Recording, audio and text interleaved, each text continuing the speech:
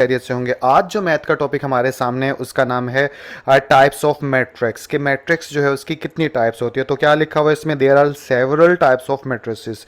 Matrices या matrix जो है वो काफ़ी किस्मों के होते हैं, but the most commonly used are.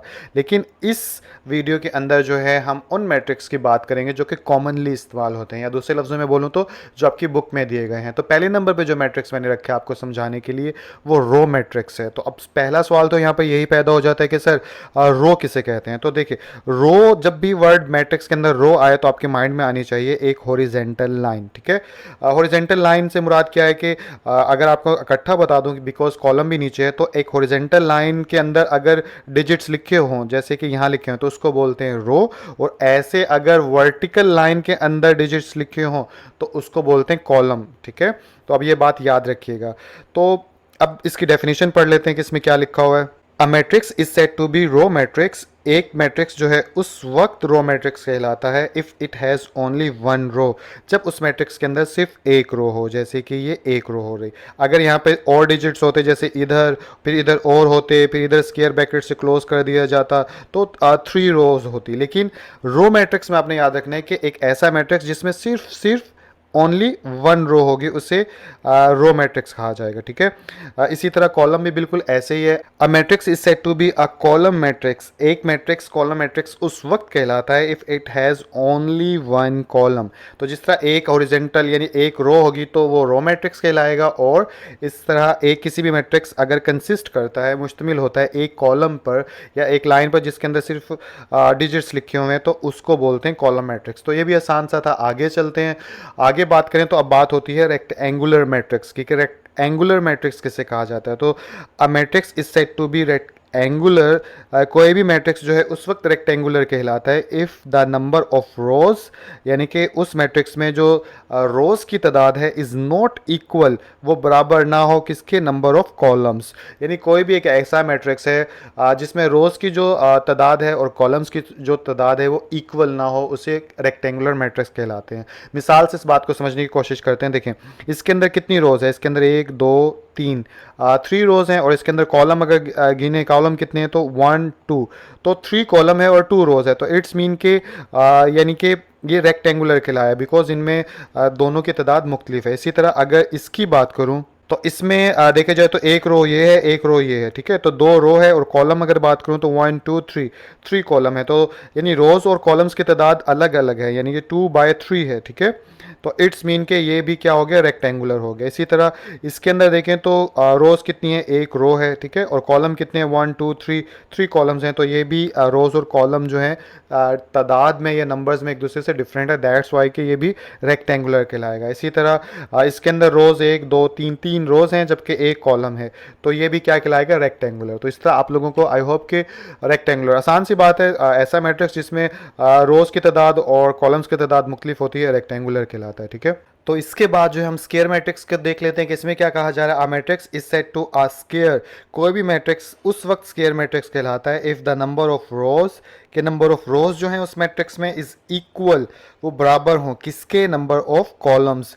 यानी कि किसी भी मैट्रिक्स में जब नंबर ऑफ रोज और नंबर ऑफ कॉलम्स आपस में बराबर होंगे तब वो मैट्रिक्स स्केयर मैट्रिक्स कहलाएगा। एग्जाम्पल में देखें तो देखिए, 2 रोज हैं तो 2 ही कॉलम है। ठीक है, इसके अंदर 3 रोज हैं, और अगर इसको कॉलम्स देखें तो 1 2 3 3 ही कॉलम्स हैं। इसी तरह लास्ट में ये ऑब्जेक्टिव में भी आ सकती है, अगर किसी यानी कि मैट्रिक्स के अंदर एक डिजिट लिखा हुआ है तो उसको स्केयर मैट्रिक्स ही कंक्लूड करते हैं या कंसीडर किया जाता है। ठीक है, तो स्केयर मैट्रिक्स और रेक्टेंगुलर में थोड़ा सा फ़र्क है। क्या फ़र्क है कि रोज़ और कॉलम अगर आपस में बराबर होंगे तो स्केयर कहलाएगा, और अगर बराबर नहीं होंगे तो रेक्टेंगुलर कहलाएगा। आगे चलें तो अब ज़ीरो मैट्रिक्स की बात कर लेते हैं। इसमें क्या कहा जा रहा है, the matrix is said to be zero.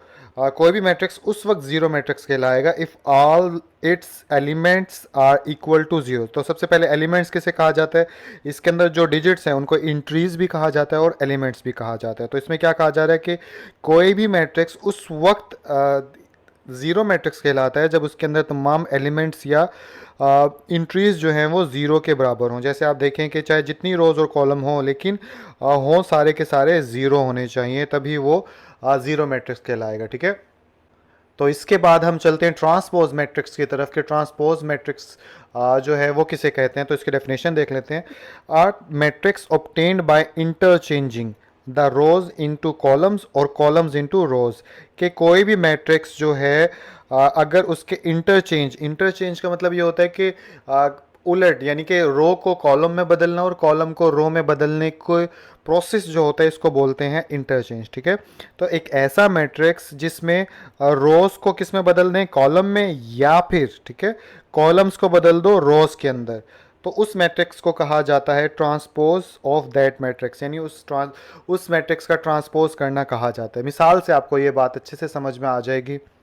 ये एग्जाम्पल है आपके सामने, अगर इसको देखें हम तो अब देखिए ये एक मैट्रिक्स ए है। अगर हमने इसका ट्रांसपोज लिया, तो किसी भी मैट्रिक्स का ट्रांसपोज लेते हैं तो उसको उसके नाम के ऊपर जो है छोटा सा टी डाल देते हैं। ठीक है, यहाँ पे जैसे कि मैंने हाईलाइट किया। ठीक है, तो इस ए का हमने ट्रांसपोज लिया, तो बेसिकली अब इसके अंदर रो क्या है, 1 2 3। अब इसका ट्रांसपोज लेने के बाद ये रो किस में बदल जाएगी, कॉलम में। तो अब देखिए ये यहाँ पे क्या आ गया, 1 2 3, तो ये यहाँ पे रो है और दूसरी तरफ ट्रांसपोज लेने के बाद कॉलम में बदल गया। इसी तरह यहाँ पर जो है 2 1 0 ये हमारे पास रो है। अगर इधर देखें तो ये 2 1 0 जो है कॉलम बन गया। ठीक है, इसी तरह थर्ड रो कौन सी है, -1 4 और -2। इधर देखें तो ये -1 4 और -2। तो बेसिकली पता क्या चला, किसी भी मैट्रिक्स की रोज को कॉलम में बदल दो या कॉलम को रोज में बदल दो तो इसको बोलते हैं ट्रांसपोज करना। इसी तरह सेकंड एग्जांपल में देख लीजिए, ये रो थी तो ये हमने कॉलम बना दिया, ये भी रो थी तो ये हमने कॉलम बना दिया। इसी तरह इसमें एक रो थी तो रो मैट्रिक्स है, इसका जब सी ट्रांसपोज इस मैट्रिक्स का लिया तो इस रो को एक कॉलम में बदल दिया। ठीक है, तो इसको बोलते हैं किसी भी मैट्रिक्स का ट्रांसपोज करना या फिर ट्रांसपोज मैट्रिक्स। ये वाला जो पोर्शन है ये ट्रांसपोज मैट्रिक्स का कहलाएगा। तो इसके बाद चलते हैं नेगेटिव ऑफ अ मैट्रिक्स के। इसमें क्या कहा जाता है कि कोई भी मैट्रिक्स है उसका नेगेटिव कैसे मालूम किया जाता है। तो let A be a matrix, मिसाल के तौर पे एक मैट्रिक्स है जो कि कौन सा है, ए। ठीक है, देन इट्स नेगेटिव, और उसी ए मैट्रिक्स का जब नेगेटिव लेंगे यानी कि -a लेंगे। ठीक है, जैसे यहाँ पे a है तो इसका नेगेटिव क्या होगा, -a। जैसे a का ऊपर छोटा सा t डाल देते थे तो वो ट्रांसपोज, इसी तरह a से पहले माइनस डाल दो तो इट्स मीन कि हमने पिछले मैट्रिक्स का नेगेटिव लिया है। तो अगर कोई मैट्रिक्स a हो और उसका नेगेटिव मालूम करना, तो वो नेगेटिव a जो है is obtained by changing the science of all the entries of a। तो वो जितने भी जिसका हमने नेगेटिव मैट्रिक्स लेना है ना, उसके सारे साइंस बदल देंगे। मिसाल के तौर पे ये मैट्रिक्स ए था, इसके अंदर ए यहाँ पे 1 जो है वो पॉजिटिव है, लेकिन हमने यहाँ पे क्या कन्वर्ट कर दिया, नेगेटिव में। इसी तरह ये -2 है तो यहाँ पे कन्वर्ट हो गया यानी कि पॉजिटिव में, यानी माइनस था तो प्लस में हो गया। इसी तरह यहाँ प्लस था तो ये माइनस में हो गया। इसी तरह 4 था तो माइनस में। तो बेसिकली मैंने क्या किया, जितनी एंट्रीज और एलिमेंट्स थे उन सबके साइंस बदल दिए, और साथ में क्या किया कि जिसका भी फॉर एग्जांपल अगर मैं b का नेगेटिव मालूम करना चाह रहा हूँ तो क्या लिखूंगा, -b।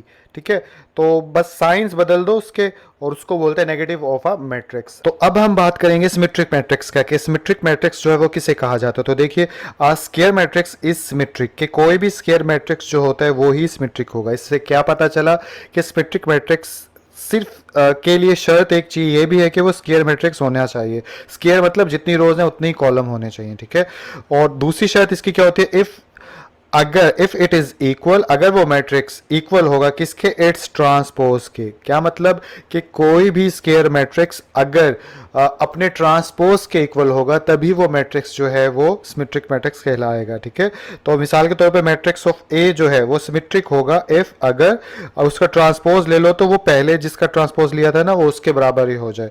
तो मिसाल से आपको अच्छे से समझ में आ जाएगा जो थोड़ी कमी रह गई है। मिसाल के तौर पर ये m जो है हमारे पास एक मैट्रिक्स है। ठीक है, और इस अब अकॉर्डिंग टू डेफिनेशन इसका मैं ट्रांसपोज लूँ m का तो मेरे पास दोबारा से यही आंसर आना चाहिए। तो अगर इसका मैं ये नीचे ट्रांसपोज लिया हो एग्जांपल में, ठीक है, तो ट्रांसपोज कैसे लेते हैं कि ये रो थी इसको देखो कॉलम में बदल दिया, ये भी रो थी इसको कॉलम में बदल दिया, ये भी रो थी इसको भी कॉलम में बदल दिया। तो बेसिकली नीचे जो है हमने क्या साबित हुआ कि ट्रांसपोज ले लिया। अब ट्रांसपोज लेने के बाद भी नंबर्स वैसे के वैसी इंट्रीज हैं। देखिए 1 2 3 यहाँ है, यहाँ पे भी 1 2 3 है, यहाँ पे 2 - 1 4 है, यहाँ पे भी 2 - 1 4 है, यहाँ पे 3 4 0 है, यहाँ पे भी 3 4 0 है। तो ट्रांसपोज लेने के बाद बिकॉज ये सेम है इसीलिए 10 लिहाजा m is a symmetric matrix के m जो है वो क्या कहलाएगा, सिमेट्रिक मैट्रिक्स कहलाएगा। तो ठीक है, आई होप ये आपको समझ में आ गया होगा। एक और एग्जांपल भी है कि जिससे आपको और अच्छे से क्लियर हो जाएगा। ये a मैट्रिक्स है और ये इसका ट्रांसपोज लिया। अब देखिए बराबर नहीं है, इधर 2 1 3 है, इधर 2 -1 और 3 है, तो इट्स मीन आपस में इक्वल नहीं है, तो इसीलिए is not equal to a, इसीलिए ये सिमेट्रिक मैट्रिक्स नहीं कहलाएगा।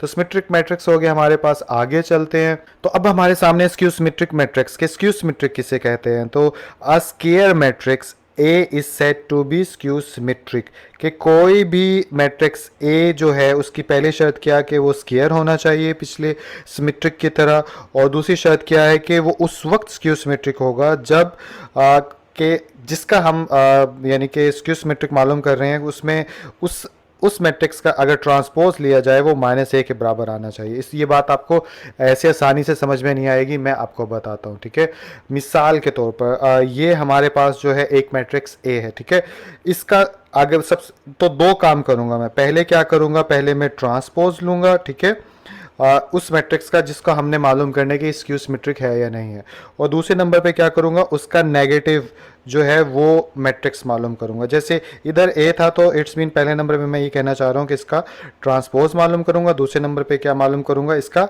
-a मालूम करूँगा। तो इस A का अगर ये और ये मैं दोनों मालूम कर लूँगा और उसके बाद यानी कि इसका आंसर और इसका आंसर सेम आएगा, यानी कि A ट्रांसपोज अगर आ गया -a के, तो उस सूरत में ये कहलाएगा, ये वाला A जो है ये क्या कहलाएगा, ये कहलाएगा हमारा स्क्यू सिमेट्रिक मैट्रिक्स। ठीक है, इसीलिए इसके फार्मूले के अंदर क्या लिखा हुआ है कि जिसका आप ये स्क्यू सिमेट्रिक मालूम कर रहे हो वो इस फार्मूले पे पूरा उतरना चाहिए, इस इक्वेशन पे पूरा उतरना चाहिए। तो स्क्यू सिमेट्रिक भी आई होप आपको समझ में आ गया होगा। आगे चलते हैं डायगोनल मैट्रिक्स के। डायगोनल मैट्रिक्स जो है वो किसे कहा जाता है, तो देखिए स्क्वायर मैट्रिक्स, अब इसके लिए भी जो मैट्रिक्स डायगोनल मैट्रिक्स होगा वो स्क्वायर मैट्रिक्स जरूर होना चाहिए। ठीक है, diagonal matrix A is called a diagonal matrix, के कोई भी मैट्रिक्स ए जो है, मिसाल के तौर पर नाम रखा है कि कोई भी मैट्रिक्स ए जो है अगर डायगोनल मैट्रिक्स है, इफ एटलीस्ट तो कम अज कम, ठीक है, any of one of the entries of its diagonal, तो जितनी भी डायगोनल एंट्रीज हैं उनमें से कम से कम एक। तो सबसे पहला सवाल ये पैदा हुआ कि सर डायगोनल एंट्रीज कौन सी होती हैं, तो पहले तो इसका जवाब समझना होगा। तो देखिए ये मैट्रिक्स है ना, तो ऐसे जो एंट्रीज होती हैं उसको डायगोनल बोलते हैं। इधर से ऐसी जो होगी उसको डायगोनल बोलते हैं। ठीक है, ऐसी जो होगी उसको डायगोनल बोलेंगे, इधर से ये, इधर से ये। तो ये जो हाईलाइट मैंने एंट्रीज की है ना, इन एंट्रीज को बोला जाता है डायगोनल एंट्रीज। अब उस ऊपर वाली बात को समझते हैं कि वो क्या कह रहा था कि कोई भी मैट्रिक्स जो है अगर उसकी डायगोनल एंट्रीज के अंदर कम से कम एक, ठीक है, एक एंट्री इज नॉट जीरो ना हो, and non diagonal entries must be zero. और दूसरी शर्त क्या है कि बाकी जितनी नॉन जीरो डायगोनल एंट्रीज हैं वो सारी जीरो हों। तो अब नॉन जीरो यानी कि एंट्रीज कौन सी हैं, वो ये हैं, ये देखिए ये 3 जीरो, ये 3 जीरो, ये नॉन डायगोनल एंट्रीज कहलाती हैं। ठीक है, यानी इस लाइन के अलावा जितनी भी एंट्रीज होती हैं वो नॉन डायगोनल एंट्रीज कहलाती हैं।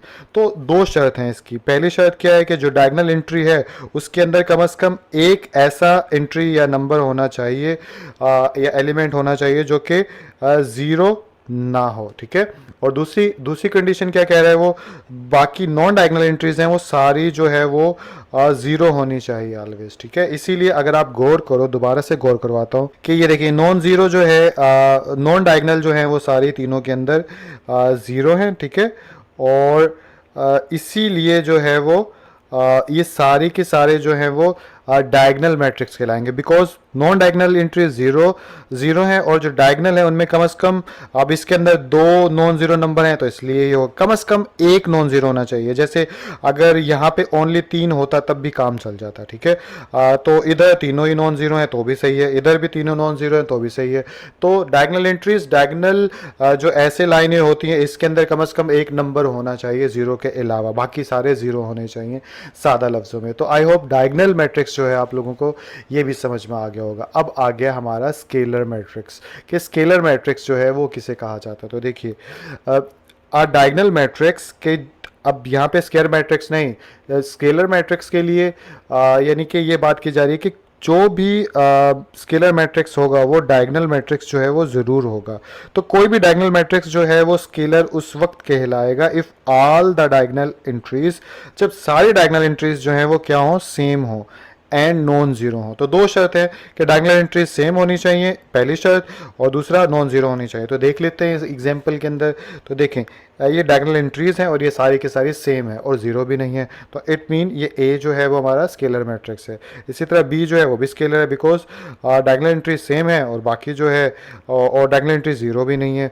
इसी तरह ये 5 जो है ये भी स्केलर कंसिडर किया जाएगा, बिकॉज इसमें जो डायगोनल एंट्री, बिकॉज एक ही नंबर है तो ये ही डायगोनल एंट्री हो गया, और ये नॉन ज़ीरो भी हो गया, तो ये भी इसलिए स्केलर मैट्रिक्स के अंदर ही शामिल किया जाता है। ठीक है, तो आई होप ये चीज़ भी आप लोगों को समझ में आ गई होगी। तो लास्ट में हमारे पास जो है वो आइडेंटिटी मैट्रिक्स है। आइडेंटिटी मैट्रिक्स किसे कहा जाता है, तो ये भी एक ऐसा डायगोनल मैट्रिक्स होता है, यानी कि diagonal matrix is called identity और यूनिट, यानी इसको यूनिट मैट्रिक्स भी कहा जा सकता है या आइडेंटिटी मैट्रिक्स ऐसा मैट्रिक्स होता है जिसमें if all diagonal entries are one, ठीक है, and it's denoted by I, ठीक है, ये आई है ऐसे। तो ये सबसे आसान है कि जितनी भी डायगोनल एंट्रीज, उसमें क्या था कि एक जैसी होनी चाहिए। इसमें ये शर्त कहता है कि जितनी भी डायगोनल एंट्रीज हैं वो होनी ही वन चाहिए, वन के अलावा कोई नहीं होनी चाहिए। ठीक है, और इसको हमेशा आई सी जो है वो रिप्रेजेंट किया जाता है। ठीक है, तो इसी तरह सी जो है ये वन है तो इट्स मीन आइडेंटिटी मैट्रिक्स कहलाएगा। अब आपसे एक सवाल पूछता हूँ, ये सी वन यानी कि इसमें वन है तो ये आइडेंटिटी है, लेकिन यहाँ पे 5 लिखा हुआ है, ठीक है, तो ये यानी कि इसको मैं मार्कर से, यानी ये 5 है, यानी यहाँ पे सी 5 के इक्वल है, ये स्केलर कहला रहा है, लेकिन यहाँ पे आइडेंटिटी में सी जो है 1 के इक्वल है, लेकिन ये आइडेंटिटी कहला रहा है। क्यों? आई होप पता चल गया होगा, लेकिन मैं बता देता हूँ, क्योंकि डायगोनल एंट्री में अगर 1 होगा तो वो आइडेंटिटी कहलाएगा, अदरवाइज कोई और नंबर होगा तो वो स्केलर कहलाएगा। तो आई होप आज की वीडियो जो है आप लोगों को अच्छी लगी होगी, मैट्रिक्स के बारे में काफ़ी कुछ समझ भी आया होगा, और बाकी इंशाल्लाह आपसे अगली वीडियो के अंदर मुलाकात होती है। अपना बहुत सा ख्याल रखिएगा। अगर ये वीडियोस आपको अच्छी लग रही हैं तो काइंडली लाइक करिएगा इसे, और अपने दोस्तों के साथ भी शेयर करिएगा, और कुछ कहना चाहते हैं तो कमेंट भी ज़रूर करिएगा।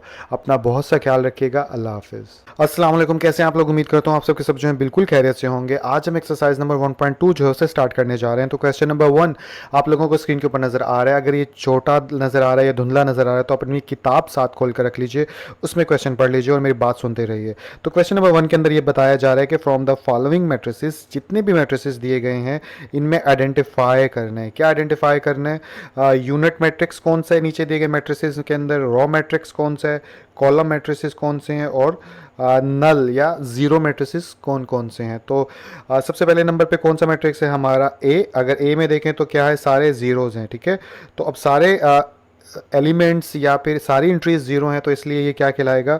ये हमारा कहलाएगा नल या फिर ज़ीरो मैट्रिक्स। आई थिंक इसको नल ही पढ़ते हैं, मुझे सही से कंफर्म नहीं है, लेकिन मैं तो इसे ज़ीरो मैट्रिक्स ही पढ़ता हूँ। ठीक है, तो इसको बोलते हैं यानी ए जो है हमारा क्या कहलाएगा?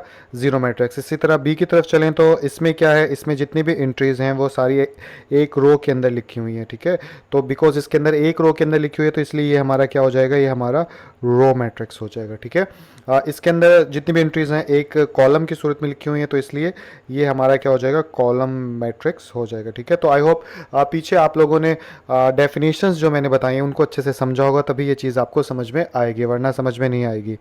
आगे चलें तो अब डी मैट्रिक्स के अंदर अगर देखें तो यहाँ पे भी 1 है और यहाँ पे भी 1 है, और डायगोनल एंट्रीज़ के अंदर 1 1 है, तो ऐसे में अगर 1 1 होता है तो इसे आइडेंटिटी मैट्रिक्स बोलते हैं। तो ये हमारा आइडेंटिटी मैट्रिक्स हो गया। इसके अंदर एक ही एंट्री और वो ज़ीरो है, तो कोई भी ऐसा मैट्रिक्स जिसके अंदर सारी एंट्रीज ज़ीरो हों तो वो ज़ीरो मैट्रिक्स कहलाता है या नल मैट्रिक्स कहलाता है। तो इसलिए ये भी हमारा क्या हो गया?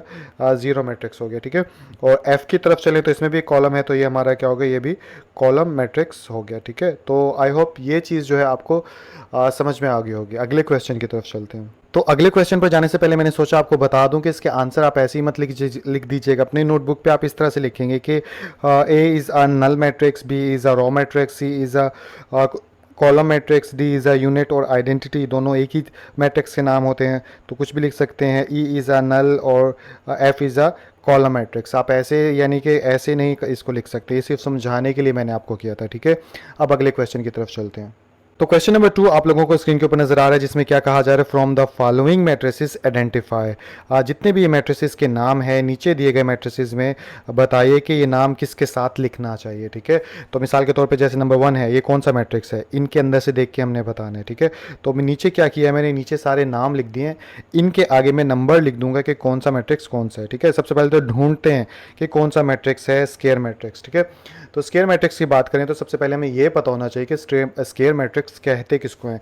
तो ऐसे मैट्रिक्स जिसमें कॉलम्स और रोज की तादाद जो होती है बराबर होती है, उन्हें स्केयर बोलते हैं। तो एक तो 3 हो गया, और कौन सा हो गया, 4 हो गया, और इसके अलावा 8 हो गया, बिकॉज इधर भी 3 रोज हैं और 3 कॉलम है। तो 3 मैट्रिक्स यानी 3 मैट्रिक्स ऐसे हैं ऊपर जो कि स्केयर मैट्रिक्स कहलाएंगे। इसलिए मैं यहाँ पे क्या लिखूंगा, यहाँ पे लिख देता हूँ एक तो थर्ड का नाम, इसके अलावा फोर्थ का नाम, और इसके अलावा मैं 8 का नाम लिख देता हूँ, ठीक है। उसके बाद रेक्ट एंगुलर मैट्रिक्स कौन से होते हैं, तो डेफिनेशन के अकॉर्डिंग ऐसे मैट्रिक्स जिसमें रोज और कॉलम्स की तादाद मुख्तलिफ होती है, डिफरेंट होती है, उन्हें रेक्टेंगुलर कहा जाता है। तो ढूंढते हैं ऊपर, नंबर 1 ए जो है वो इसमें 2 रोज हैं और 3 कॉलम्स हैं, तो ये एक ये हो गया। इसी तरह ये भी हो गया हमारा रेक्टेंगुलर, बिकॉज इधर 3 रोज हैं और 1 कॉलम है। आगे चलें तो ये भी हो गया हमारे पास, ठीक है, डिफरेंट रोज डिफरेंट कॉलम। इसके अलावा ये भी हो गया, ये भी हो गया, और ये भी हो गया। तो मेरे ख्याल से काफ़ी सारे हैं, तो ये सारे के सारे जो हैं यहाँ लिख लें। क्यों इतने सारे हैं, बिकॉज इसमें भी देखें तो 3 रोज़ हैं और 2 कॉलम है, तो डिफरेंट हैं, तो इसलिए ये सारे लिख लेते हैं यहाँ पर। तो नंबर 1 इधर आ जाएगा पहले नंबर पे, और दूसरे नंबर पे सेकंड आ जाएगा, थर्ड पे हमारे पास 5th आ जाएगा, और इसके बाद हमारे पास 6th भी आ जाएगा, और 7 भी आ जाएगा, और लास्ट में हमारे पास 9 मैट्रिक्स नंबर जो है ये भी आ जाएगा। तो आई होप ये आपको रेक्टेंगुलर मैट्रिक्स की भी समझ में आगे होगी। आगे चलते हैं, अब बात करते हैं कि रो मैट्रिक्स इसमें से कौन सा है। तो रो जिसमें एक लाइन या एक ही लाइन में नंबर्स लिखे हों, तो जैसे एक ये हो गया रो मैट्रिक्स, इसके अलावा मुझे नहीं नज़र आता कोई भी, ठीक है। तो यहाँ पे सिर्फ आ जाएगा ओनली 6। इसके बाद कॉलम मैट्रिक्स की तरफ चलूँ तो कॉलम वो होता है जो एक लंबी लाइन में लिखा हो, तो जैसे एक ये है और एक ये है, ठीक है। तो ये 2 कॉलम हो गए, इसके अलावा और कोई कॉलम नहीं है। तो इधर आ जाएगा 2 और 7, तो यहाँ पे लिख दूंगा मैं 2 एंड ये आ गया हमारे पास 7। इसके बाद आइडेंटिटी मैट्रिक्स जो है वो हमने फाइंड आउट करना है। तो आइडेंटिटी मैट्रिक्स कौन सा होता है, जिसकी डायगोनल एंट्रीज जो होती हैं वो 1 होती है। तो ऐसा ढूंढें तो अगर इसमें से कोई मिलता है, अगर देखें तो ये वाला मैट्रिक्स जो है वो आइडेंटिटी मैट्रिक्स है, बिकॉज देखें ऐसे जो नंबर्स लिखे होते हैं वो डायगोनल एंट्रीज कहलाती हैं। तो इसमें 1 लिखा हुआ है तो इसलिए ये आइडेंटिटी कहलाएगा। तो यहाँ पे एक ही मैट्रिक्स ऐसा है, तो इधर लिख देंगे सिंपल 4, ठीक है। उसके बाद उसके बाद सॉरी यहाँ पे नज़र नहीं आ रहा था आपको, इधर 4 लिख दिया। लास्ट में 0 मैट्रिक्स कौन सा है, जिसमें सारे एंट्रीज 0 हों, तो वो तो एक ही नज़र आ रहा है आपको लास्ट वाला। तो इधर आ जाएगा हमारे पास लास्ट में नंबर 9, ठीक है। तो यहाँ पे नंबर 9। तो सफाई आज थोड़ी सी नहीं आ रही, बिकॉज मैं चाह रहा हूँ जल्दी जल्दी रिकॉर्डिंग करूँ आप लोगों के लिए। तो आई होप लेकिन आपको वीडियो जो है वो समझ में आ रही होगी। तो इस तरह से ये सारे मैट्रिसेस जो हैं आपने चेक कर लिए। कुछ गलती होगी तो इग्नोर कर दीजिएगा, लेकिन समझ में आप लोगों को ज़रूर आ गया होगा, ठीक है। तो क्वेश्चन नंबर 3 आप लोगों को स्क्रीन के ऊपर नजर आ रहा है, जिसमें क्या कहा जा रहा है पिछले क्वेश्चंस की तरह ही कि फ्रॉम द फॉलोइंग मैट्रिसेस, जितने भी मैट्रिसेस दिए गए हैं नीचे आइडेंटिफाई करना है उसमें से क्या क्या आइडेंटिफाई करना है कि कौन सा मैट्रिक्स डायगोनल है, कौन सा स्केलर है, कौन सा यूनिट या आइडेंटिटी मैट्रिक्स मौजूद है। तो हम आइडेंटिफाई कर लेते हैं। नीचे मैंने हेडिंग्स भी लिख दी हैं, तो उनके सामने पिछले क्वेश्चन की तरह लिख लेते हैं। तो देखें, सबसे पहले तो आपको ये पता होना चाहिए कि स्केलर मैट्रिक्स होता कौन सा है। तो स्केलर मैट्रिक्स पीछे डेफिनेशन आपने देखी होगी कि ऐसा मैट्रिक्स जिसकी डायगोनल एंट्रीज जो होती हैं वो एक जैसी होती हैं, ठीक है, और बाकी एंट्रीज जो होती हैं वो 0 होती है। तो अगर गौर से देखें तो मैट्रिक्स ए जो है इसमें डायगोनल एंट्रीज 4 4 है, तो ये एक जैसी हैं, और बाकी एंट्रीज 0 है, तो एक तो हो गया हमारे पास ए। इसके अलावा कौन सा है, इसके अलावा सी भी है। सी में दोनों एंट्रीज एक जैसी हैं, लेकिन अगर दोनों डायगोनल एंट्रीज या जितनी भी डायगोनल एंट्रीज होती हैं एक जैसी हों, बट अगर 1 होगी ना तो वो कभी भी स्केलर नहीं होगा, वो आइडेंटिटी चला जाएगा, ठीक है। इसलिए इसको हम स्केलर कंसीडर नहीं कर सकते। इसके अलावा ये भी हो सकता है, ये कैसे हो सकता है, इसको सॉल्व करके देखना पड़ेगा। कैसे कि 5 में से 3 गए तो कितना आ गया, 5 में से 3 गए 2, यहाँ पे 0, यहाँ पे भी 0, और 1 में 1 ऐड कर दो तो टू। अब आप देखिए, अब आप देखेंगे तो आपको पता चलेगा कि डायगोनल एंट्रीज एक जैसी हैं, बाकी जो है वो ज़ीरो हैं। तो इसलिए मैं यहाँ पर आ, लिख सकता हूँ ई। तो ए ई जो है वो हमारा स्केलर हो गया। इसके बाद यूनिट मैट्रिक्स की बात कर लेते हैं।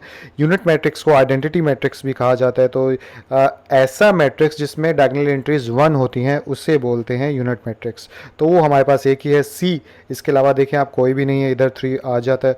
तो इसलिए यहाँ पे आ जाएगा हमारा क्या, सी।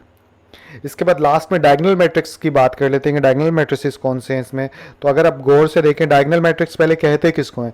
ऐसा मैट्रिक्स जिसमें जो डायगोनल एंट्रीज होती हैं उसमें एक नंबर जो है कम से कम नॉन ज़ीरो हो, वो डायगोनल होता है। तो ऐसे में आप देखते हैं कौन कौन सा है।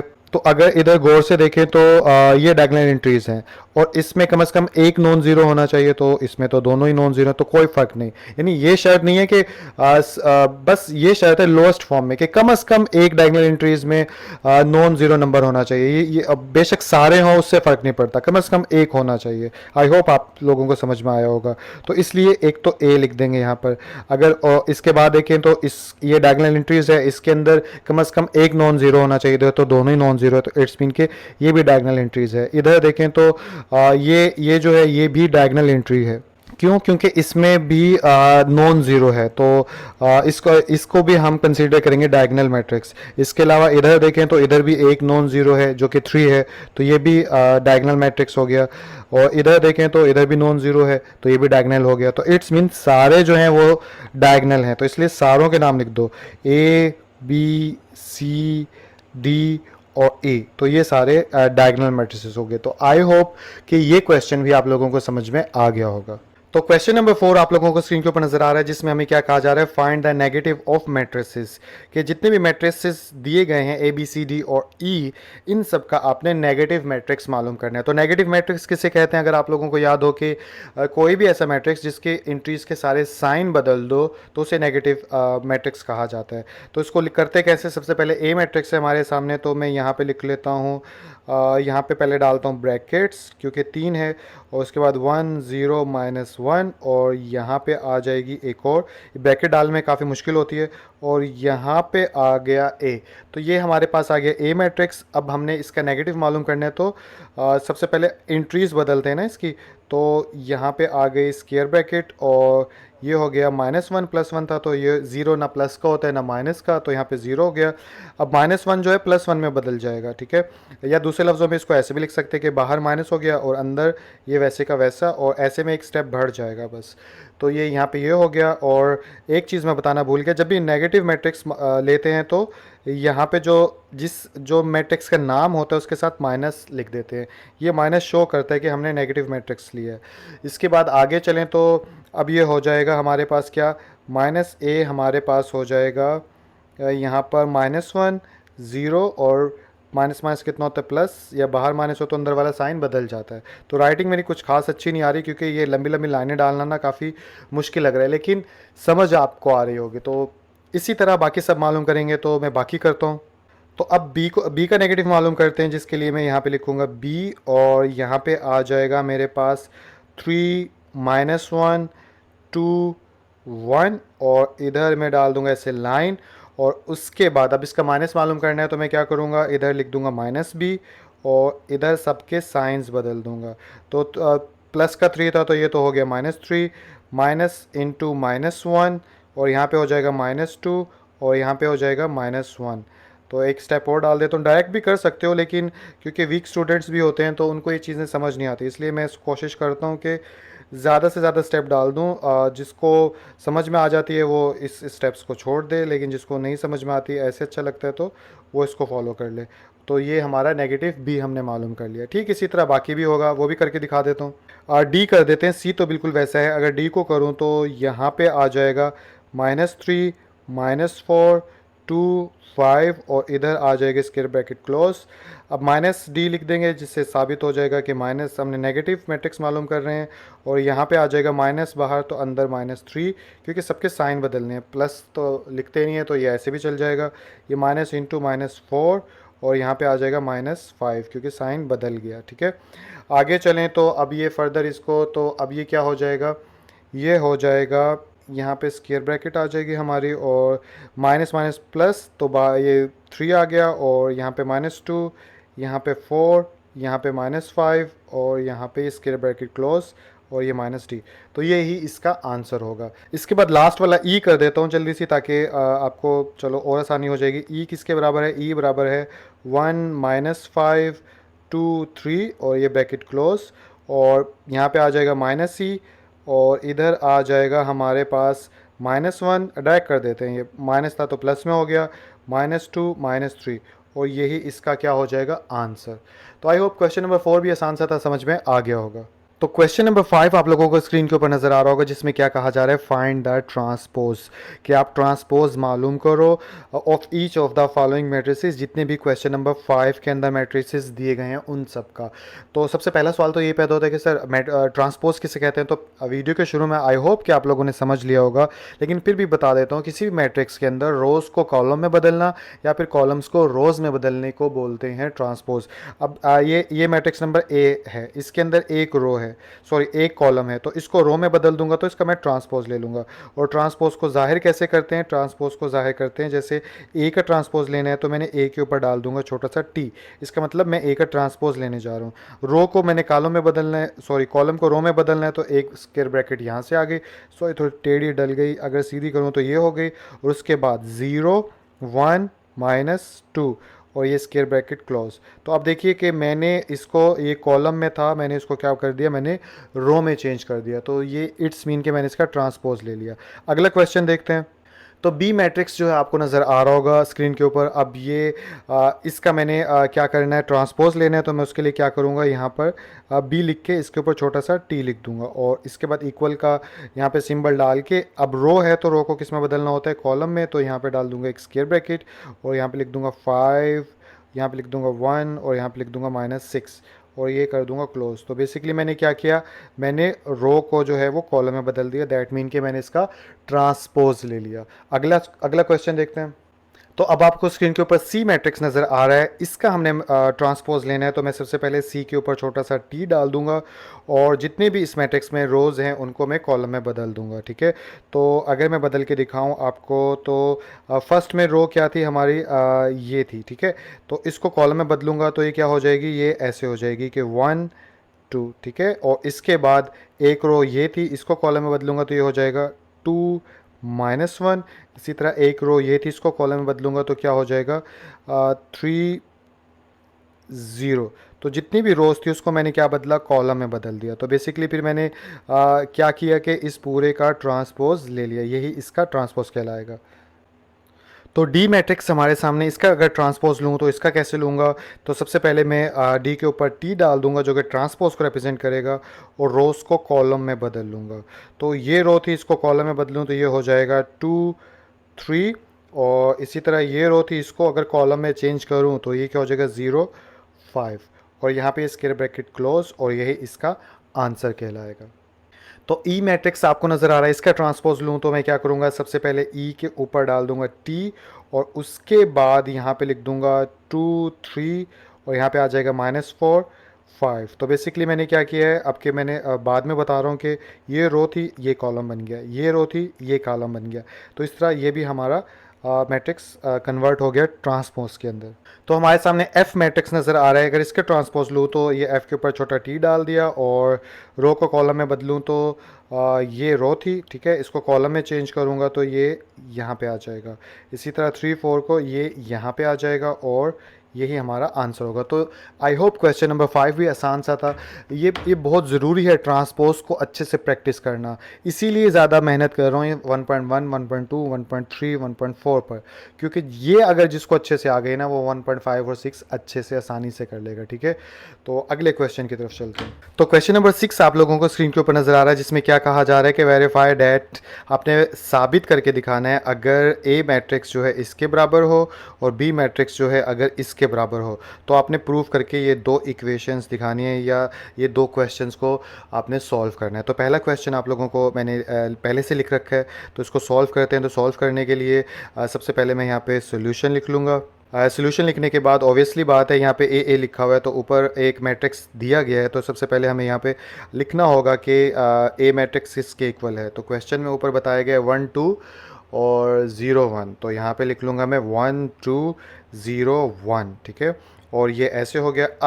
अब मुझे ए ट्रांसपोज मालूम करना है ना इसका, तो फिर मैं क्या करूँगा, इसका ट्रांसपोज मालूम कर लूँगा। तो यहाँ पे लिखूँगा ए टी, और ट्रांसपोज कैसे हो जाएगा कि जो रो थी वो कॉलम बन गई, नीचे वाली रो जो है वो भी कॉलम बन गई। अगेन से समझ में नहीं आया तो ये रो थी कॉलम बन गया, ये भी रो थी कॉलम बन गया। तो अगला भी मैं ऐसे ही करने वाला हूँ, ठीक है। तो अब क्या करेंगे, हमारे पास ए ट्रांसपोज तो आ गया, बट अगर इधर गौर से देखो तो ए ट्रांसपोज मालूम करने के बाद उसका भी ट्रांसपोज मालूम करना है। तो इसलिए हम इसको दोबारा से इसका ट्रांसपोज मालूम करेंगे। तो मैं यहाँ पे लिखूँगा ए ट्रांसपोज का ट्रांसपोज, और इधर लिखूँगा मैं रो को कॉलम में बदल दो 1 0 2 1, और ये हमारा ए ट्रांसपोज का ट्रांसपोज हो गया। अब गौर से देखिए कि ये है 1 2 0 1 के बराबर, और ए किसके बराबर है, अगर ए की तरफ रखूँ यहाँ पे, ये देखें 1 2 0 1 के बराबर। अगर ये दोनों आपस में एक दूसरे के इक्वल है तो ऑब्वियसली बात है फिर ये ए और ये भी इक्वल हुए। और क्वेश्चन हमारा क्या था, यही तो था कि ये दोनों प्रूफ करके दिखाना था कि ये आपस में बराबर हैं या नहीं है। तो इसलिए अब हम यहाँ पे लिख देंगे hence proved A is equal to A transpose का ट्रांसपोज। कुछ घबरा ना जाए कि ये इधर लिखना था सर और ये इधर लिखना था, एक्चुअली ये दोनों एक दूसरे के इक्वल है, तो कोई भी पहले लिखो कोई भी बाद में लिखो, इससे फ़र्क नहीं पड़ेगा, ठीक है। तो आई होप ये क्वेश्चन समझ में आ गया होगा। अगले की तरफ चलते हैं। तो अगला क्वेश्चन हमारे पास क्या है, वो सेम ए की जगह बी ट्रांसपोज का ट्रांसपोज और इधर इक्वल बी, ये हमने प्रूफ करना है। तो सबसे पहले मैं क्या करूँगा, यहाँ पे लिखूँगा सॉल्यूशन, और उसके बाद मैं क्या करूँगा, यहाँ पे बी ट्रांसपोज किसके इक्वल है वो मैं यहाँ पे मेंशन करूँगा। तो ऊपर देखिए तो बी ट्रांसपोज ये है 1 1, ये वाला 1 1 2 0, ठीक है। तो ये यहाँ पे पुट कर देता हूँ 1 1 2 0, ठीक है। आई होप दोबारा से देख लेता हूँ, यही था ना 1 1 2 0, ठीक है। क्योंकि कुछ इसमें अगर थोड़ी सी भी इधर उधर नंबर हो जाए ना, पूरा मेहनत और पूरा सवाल गलत हो जाता है। अब इसके बाद इसका भी पिछले की तरह ट्रांसपोज लेंगे, तो इसका ट्रांसपोज लेंगे तो ये हो जाएगा 1 1 और 2 0, ये ट्रांसपोज मैंने ले लिया। और उसके बाद अब इसका दोबारा से ट्रांसपोज ले लेंगे, तो बी ट्रांसपोज का ट्रांसपोज, और ये बन जाएगा दोबारा से 1 2 और 1 0, और ये ब्रैकेट क्लोज। अब चेक कर लेते हैं, चेक करें तो देखें ये और ये अगर आपस में इक्वल है तो ये बी और बी ट्रांसपोज का ट्रांसपोज भी इक्वल होगा। तो इसलिए हम यहाँ पे लिख देंगे कि so proofed B is equal to B transpose का ट्रांसपोज।